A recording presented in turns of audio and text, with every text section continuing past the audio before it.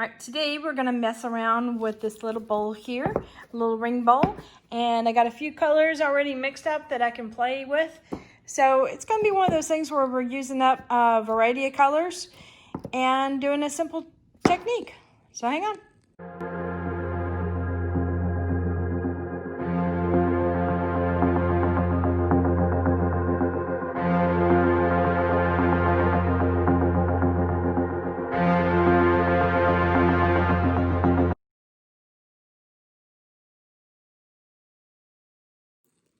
Howdy, howdy, this is Clara Lawrence. All right, you guys know me pretty well. I have usually a few projects on hand to use up every last little drop of resin that I've got. And this just helps me make sure that I'm not wasteful on the product because, you know, art supplies or, well, just supplies in general are expensive. And, you know, you don't want to waste it. But I do end up using quite a bit of resin because I really enjoy the medium and working with it. And I do have a situation where I get towards the end and it's like, I gotta hurry up and use it. So ring bowls are one of those things that I use leftover resin with. And this is a simple technique that can utilize 3 or 4 colors. So I thought I'd show you how to do it. Okay, so let's see. I've got some mermaid, like a nice little tealish color. Here I've got a little bit of purple. It has some sparkle to it. And I've got some interference gold. So we're going to use that today. And you're going to be surprised at how easy this is to do. So definitely have a stick on hand. But basically what we're doing is we're going to make several puddles of color, and it's pretty much one of each color. You can do a couple if you want to, but the simpler the better. Let's see if I can get some of this out. It's starting to get thicker because I've been playing with it for a while. So I'm using Stone Coat Art Coat resin, which has a long working time, and I think I'm at the 2-hour 15-minute mark right now.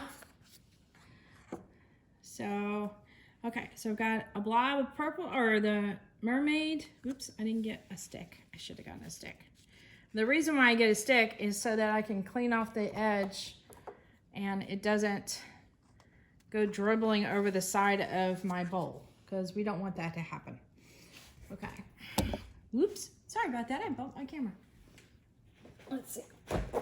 And try to be careful to keep your hands as clean as possible because you don't want the resin bits all over the sides of it. Okay. So what we're going to do, and this is something else to keep in mind. These are wooden bowls, and I'm about to use a heat gun. Heat, wood, need to be mindful of it. So I'm going to go in quickly, kind of heat up the resin, back off, give it a chance to recover, and then go back in and kind of blow colors just a little bit. And you'll see what I mean in just a second. Do that. Back off. And just kind of do that. And the reason for that is I don't want a hard line like I just poured color in. Okay. So this resin is nice and fluid, and I'll just get a line out, like a mental line of where I'm at, and keep that angle.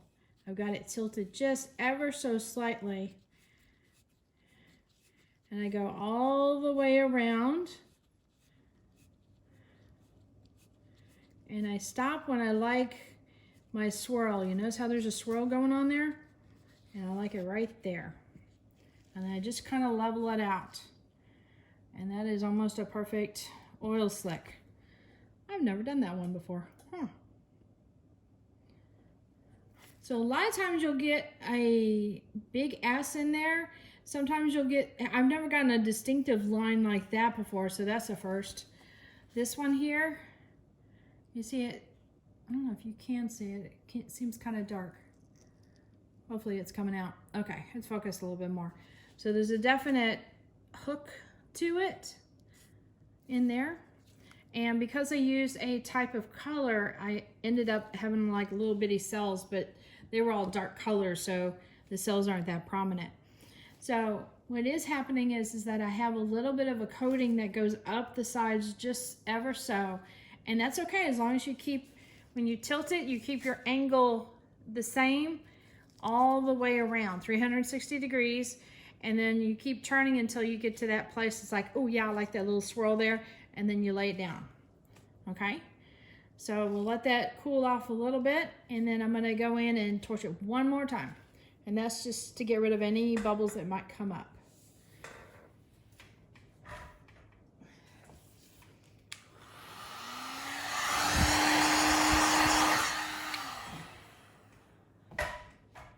And that is that.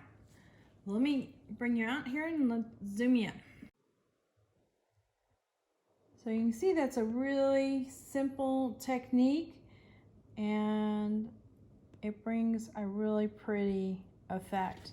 And the colors blend in super nicely together.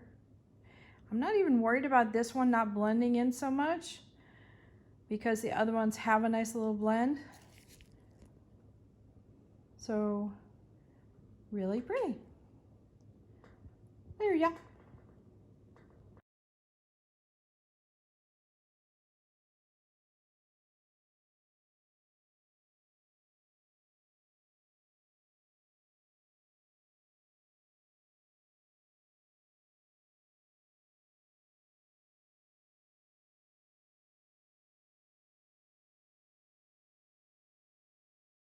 All right, hit that like button, hit the subscribe button, definitely hit the bell to get notified next time I put a video up. And check the links in the description below for my Etsy store, Artist Till Death, where I get all my colors and any supplies I use.